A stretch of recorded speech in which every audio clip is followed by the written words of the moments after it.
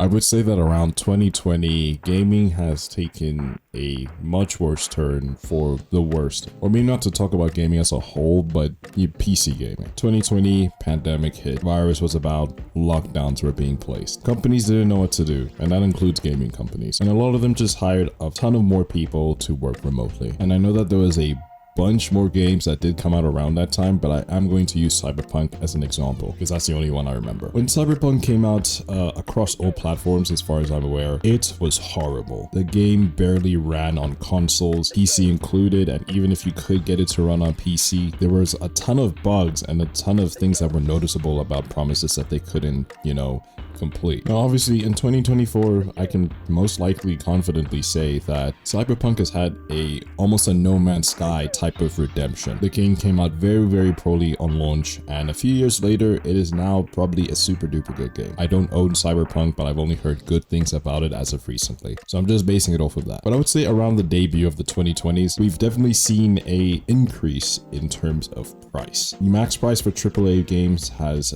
obviously in 2024 noticeably increased, and I would say that really started only in 2020. Games now starting to cost $60 around 2020, and I don't know about you, but for me, that's a lot of money to spend on a video game. And then around the time, it was especially more daunting and hurtful and almost scummy that they would price their games at, $60 while the releases were absolutely horrible. Like I said, in terms of PC, charge $50 to $60 for a game, but you're not even gonna bother to let your game be optimized on launch. It's pretty interesting. I mean, and there's a bunch of more countless things happening in the gaming industry recently, which makes absolutely no sense to me. One of those things being the constant layoffs and constant studio shutdowns. Yes, Microsoft, talking about you. But even just excluding Microsoft, because obviously, Microsoft is the big talked one right now, but there's been a lot more layoffs from different studios that are not associated with Microsoft at all. But forgetting that, let's just talk about games. You would think that for such a high price game, you would expect a lot, right? Like if a game is gonna cost $60, for me personally, that game has gotta be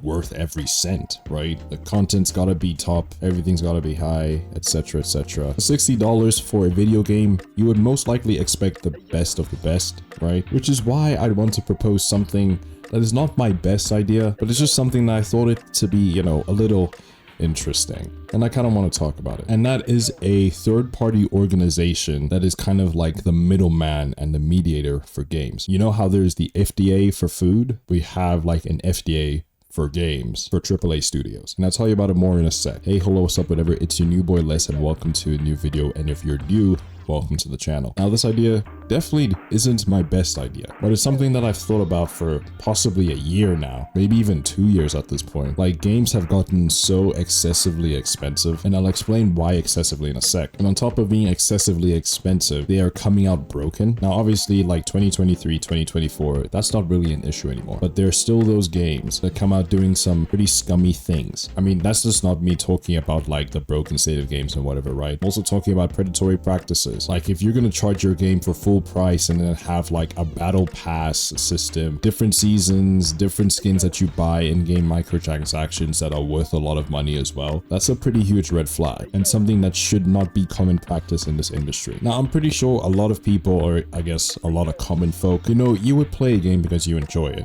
Gaming for you is most likely a hobby. It's something you do in your downtime when you don't really got anything else much to do. You probably play some games with your friends. You like COD, but you're probably not a hardcore gamer, right? Or maybe not hardcore in the internet sense, I want to say. So it probably doesn't matter much to you about microtransactions for skins. But I feel for a while, games have been going in this direction where they are constantly generating money. And obviously, games need to make money because studios need money to make games. It makes sense, Les. Whoa, why are you so stupid? Well, of course they do, but it's just so expensive. Oh, Les, it's so expensive because, inflation. And while those are valid points, believe me, they are. The inflation one isn't as strong. It's a point that makes sense. It's okay, if inflation rate's going up, then obviously prices of stuff is going to go up as well. Now, I don't have a source for this, but apparently AAA games are making more than enough money. Their prices are just way too high for actually no reason at all. They could lower their prices and still make a profit is what I'm saying. And the reason why they keep selling these games at these high prices is because, well, it works. There is always an audience of people who are spending $80, $70, $60 on a singular copy of a game. Damn, there's some diehard people who would get a copy of it on their Nintendo Switch, on their Xbox Series, on their PS5, and on PC. You know, just getting multiple copies of the game throughout different platforms. And as of recently with 2024, but you know, with Baldur's Gate, Spider-Man 2, and apparently Black Ops 6, you know, they're making physical copies of their games as collector's editions. I know with Baldur's Gate, they haven't been able to do it yet, but they're still working on it. Black Ops 6, that's apparently going to be a thing. With Spider-Man 2, apparently that is a thing. As in, like, you go to the store, your GameStop, your whatever shop, right? And you have like the physical copy, just like the good old days. So there's some people who would get the digital version and then just get the physical one as well. Because there's a lot of people who are willing to do that. And companies make money off that stuff. And it sucks so much because I would say around since 2020, right? Ever since 2020/2019, we've been seeing $60 like games, and I was flabbergasted because I was like, this cannot be the norm, because this is just way too expensive for a video game, right? Or at least that's what I would like to think. Me saying that on top of knowing that AAA studios make more than enough with these prices that they set, of course I'm gonna have a reaction like that. And on top of having these games that are so expensive, you're gonna put microtransactions in them. I get like longevity, right? And like long-term sustainability for your game, but you're pricing these games so high, like just for base game as well, yet you would still do something like that. To me, that's a bit insane. And also, there's some developers that just straight up do not fulfill the promises that they have for certain games, or certain developers with certain games put in stuff that they said was never ever going to be a thing, but it's now a thing. And it's a pretty scummy thing. One of these games that did something that was apparently not made aware to the people buying the game was Tekken 8. Now, just to let you know, I don't own Tekken 8. I'm just doing this based off the recent negative reviews that this game has gotten. But apparently they recently, okay, maybe not recently, but in the recent month implemented a battle pass and a shop that was apparently not like said at all. And apparently the issue with that is that there are like microtransactions now. Now, I don't know if that was a thing before. I don't know like what it means. I don't know if that was a thing before. I can't verify that. I don't got the game. And obviously that's not me even outlining the other issues with the technicalities and gameplay of Tekken 8, but that's not what I'm trying to point out right now. I'm just pointing out the sort of scummy practices that we got right now and the normalization of money in games. Now, I'm not saying that a game should be money, and I'm not necessarily saying that there shouldn't be microtransactions in games, right? I think it's cool if you want to buy a certain skin from a shop, but I also think it would be cool if you could just play the game and get the skin that way, you know what I mean? Like an Overwatch, you know, Overwatch 2016, you know, loot boxes and stuff, that type of thing. And if there's gonna be like new additional characters to your fighting game, you don't necessarily need to make them cost money if you get like the digital deluxe ultra mega edition where you spend 70 to 80 bucks for it, right? I don't think so. But now with us being so deep into it, what do I think is a solution for this type of epidemic? Not even just money wise, but also just bugs wise. How do we ensure that developers and studios that keep delivering games that are fairly priced and in a playable state for each platform that they say that they're going to make their game for? Not a very simple solution, but something that I think is for the greater good, but have a third party FDA for games, right? So basically, if you're a certain length into development and you want to formally publish your game as a AAA studio, you should basically go to the FDA of gaming. I'll just call them the GDA for now. Then you want to go to the GDA to tell them, ayo bro, so I'm making this game, I want to publish it, I just want to let you know, give me the papers, sign it, blah blah blah blah blah, whatever, right? And they'll be like, okay, cool. Before you deploy your game for everyone to be able to play on different platforms, you still got to give us a copy so we can play through it and say if it's actually stable and if it's actually worth the price that you've set it as. So what do I mean? So if you've priced your game at, you know what, let me use Black Ops 6 in this case. Now let's say there are certain ways into development and they're like, okay, we're done with this game. Let's give it to the GDA so that they can like approve of it being deployed. Deployment basically meaning that they actually ship it out to like Steam, PlayStation, whatever. So then you can like sell your games or whatever. So basically you tell them all the information about your game, maybe even give them some of the planning that was done as well. Some of the planning around it, how much resources, like audits and all that type of stuff, right? How much are you gonna sell your game for? Oh, we're gonna sell it for 80 euros, you know what I mean? Oh, is it 80 euros for like your digital deluxe edition? Oh no, that's for base game. You know, then they can be like, okay, so they want to sell each copy of this game on Steam for 80 euros a copy, right? I guess get QA testers to see if like, hey, is the 80 euros that they want to sell for the copy in relation to the budget that they gave us for their game actually worth? Now, I don't know if the budget for Black Ops 6, but I'm gonna make up a crazy figure and say it costed them, I don't know, 10 million doubloons to make this game, right? Boom, they go ahead in the game and they notice like, oh, okay, so currently in this base game that you're gonna launch with, there's only 10 maps. There's 2 zombies maps. I see you guys put a little shop there where you're gonna sell things to people that they can't unlock through normal means of just playing the game. Oh, you have a campaign that only lasts 5 hours and it's super duper buggy. It didn't run well on our machines. Okay. Then the GTA comes back to them and be like, hey, your game is not worth this price. It's super duper buggy.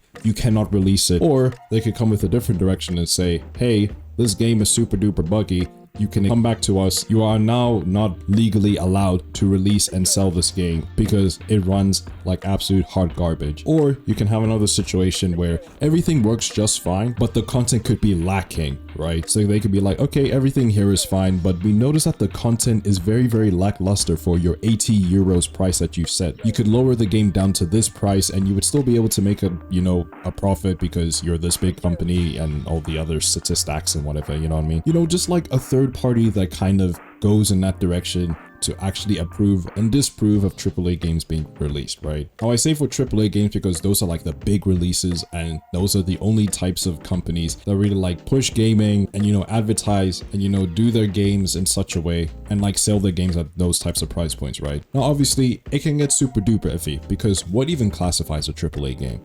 Or what classifies a AAA studio? Like, let's look at Lethal Company, for example. Now, the dev, as far as I'm aware, is a solo developer. Now, if you don't know about Lethal Company, it's basically a indie game, indie meaning that has been developed by a small team or solo. In this case, it was only made by one developer, as far as I'm aware. Just an indie co-op horror game about scavenging at abandoned moons to sell scrap at the company, according to the store page on Steam. As far as I'm aware, it's only been made by one dude and it's still being maintained by one dude. And the game's a decent price. It's $10 on Steam. It's pretty affordable. Now, what if that same solo dev spent the next 10 years making this Omega big game, right? And now he's like, all right, bet, let me release it to the public. Obviously, it can get very, very iffy then because it's like, okay, dev, you know, did it himself. He got help from a few, let's say, different companies to, let's say, make some models and whatever. And let's say his budget for his game that he got out of his pocket from selling Lethal Company was $1 million.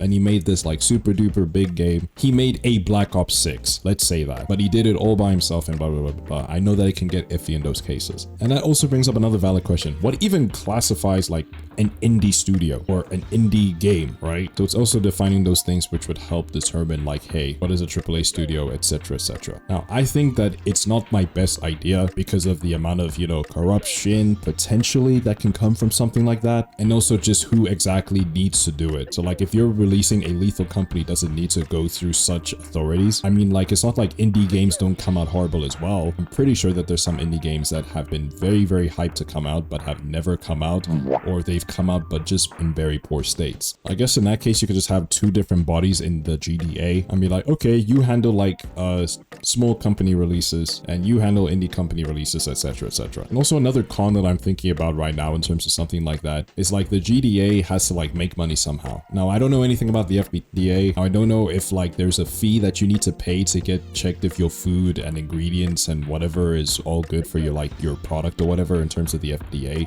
But I would assume that there is such a thing in place like that, and you as the person trying to sell the product has to pay some sort of fee or license even to be like, hey, you can keep selling your stuff is with the FDA. So I'd assume that the same thing would have to apply to the GDA. So it would make it even harder for maybe like indie developers who are trying to break into the AAA market and try to advertise themselves as like, hey, we make good games, we want people to join. We made this really good game, but we need more money to grow our studio and whatever, right? It can become complicated into that. But besides that, I really think that a middleman in that sort of sense, or a body that will handle certain things like that, is for the greater good of gaming overall. But anyways, I think that's all I really have to say. So if you have enjoyed this video, then please do leave a like. That'd be greatly appreciated if you do want to, of course. And also, if you're gonna check out my other videos and past streams or whatever the case may be, then please do subscribe. That'd be greatly appreciated if you do want to, of course. I have so much more to say, but I just don't want to like just go on a yapping spree, you know what I mean? Like oftentimes with these videos where I yap, but if I just let myself continue, I would really yap. I do have a Twitter and I do have an Instagram. If you do want to check those out, links in descriptions. I do have a global trying to ratio Mr. Beast over there on Twitter. And in order to do that, I'm going to need more followers over there. And in order to get more followers over there, I'm going to need more followers over here so you know exactly what to do. What do you think about what I said? Am I completely wrong? Am I completely right? Why for either of them? Do you have possibly a better solution that you think is more practical than just having some type of governing body just, you know, govern games? If so, what is your idea? And also, a lot of the stuff that I said is just by word of mouth and stuff. So if I'm wrong about anything, please let me know. But I do think that there is a need for some type of third party to start verifying these game companies and start actually checking them so they can do their practices ethically. Because don't you think it's really unethical to have a game priced at £70 and it has microtransactions that can't be accessed like through normal means of just, you know, playing the game? Maybe you need to play the campaign for this skin. Maybe you need to play 10 online games for this skin, you know what I mean? Those types of things. Like, you're spending so much money and spending a lot more if you do really care about cosmetics and, you know, that type of stuff. I guess also just another thing as well, that in-game cosmetics or just microtransactions in general are just super duper expensive for what they need to do. I think it's even bizarre that we have such expensive microtransactions in single player games. But anyways, like I said, I'm not going to go too much into it because that's roundabout just what I wanted to say. And you know what it is, guys. Peace.